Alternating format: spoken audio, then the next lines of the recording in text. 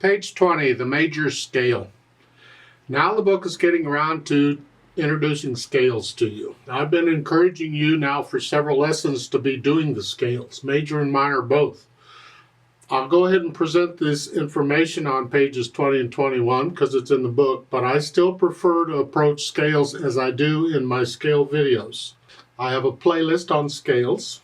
You simply bookmark or create a shortcut to that playlist, and that way you can just go there and pick out whichever scale you need at the time. However, let's talk about this. A scale, any scale, and there's probably 1,500 more different scales. There's just gobs and gobs of scales. You gotta love it. It's a set pattern of whole steps and half steps, basically. Remember what a half step is? That's the shortest distance between any two notes on the piano. Here it'd be the next note up, white or black. So if I go to a C, a half step up would be here. A half step down would be here. It's the next note. There's no note in between. That's a half step. It's the shortest. We use half steps a lot in thinking about music theory and things, so you need to understand half steps. A whole step is simply two half steps. So if I go here, half step and a half step, so that would be a whole step. It's got one note in between. Got one note here. This is a whole step because it's got one note in between. This is a whole step because it's got one note in between. So we got whole steps and half steps. The scale, as I said, is simply a pattern of whole steps and half steps. The major scale, if you use C major as a guide, the keyboard can tell you what the pattern is because of the arrangement of white and black keys. We're here from C to C, all white keys, no sharps or flats. The pattern is whole step, half step, whole step, whole step, half step. Whole, half, whole, half. That's the pattern for any major scale. Start on any key on the keyboard, white or black, use that pattern, and you are guaranteed to get a major scale. You might not know what it is, but it'll be a major scale. So it's whole, half, whole, half. Minor scales have a different pattern. I'll talk about that when they present minor scales to you.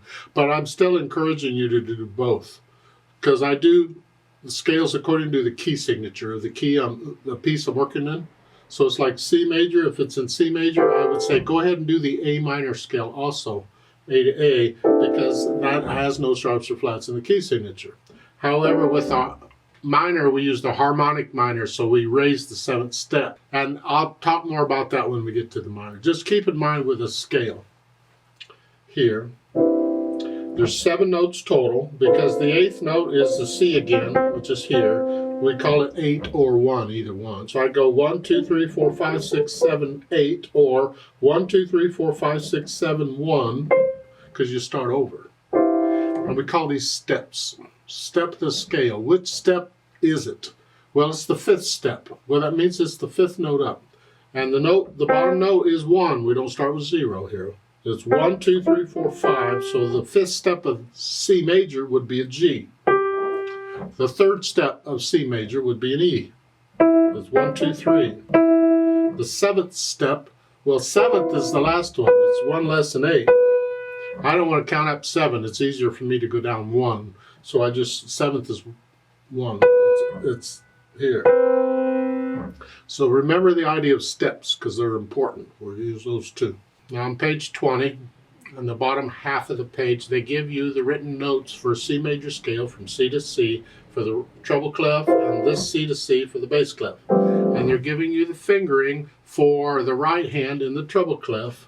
1, 2, 3, 1. The thumb plays on these notes and then the other fingers play on the other notes. The little finger is only used as a turnaround finger or an ending finger. Otherwise, it's not used in the scale. So it's 1, 2, 3, 1, 2, 3, 4. And if you're going to turn around, or end it, you just use a little finger. If you're going to keep going, then you got to bring thumb under and just keep going. Yeah. The left hand, same thing, only we're down here, and here it's 1, 2, 3, 4, 5, 4, 3, 2, 1. then 3, 2, 1. So the thumb is playing the G and the C. And the little finger, again, is either a starting finger or a turnaround finger or an ending finger, whatever. It's not used in the actual scale itself. If I'm going to keep going up and down the keyboard like that, the little finger isn't used until I get to the end. If I end on a C, it'll be there or some. You'll run across this in the music, and in the music, you might actually use a different fingering. But the feeling is still going to be the same. It's going to be a 1, 2, 3, 1, 2, 3, 4, 1, 2, 3, 1, 2, 3, 4, whatever it is. And it'll be that alternating in most cases. Sometimes you get 1, 2, 3, 1, 2, 3, 1, 2, 3. Sometimes you'll get 1, 2, 3, 4, 1, 2, 3, 4. You can get most anything, but in most cases, it will just be a fingering for a scale. And if you can play the scale, you'll find you'll be able to play it in music right off the bat. Now on page 21, they give some examples of music that have scales in them. So the first Noel, the first one, well, from that C to that C, that is a major scale. We just added the rhythm for the piece. Yeah. The second one is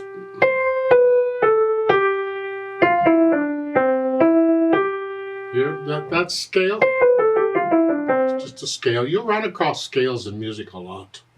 The third one is that you're starting down on G.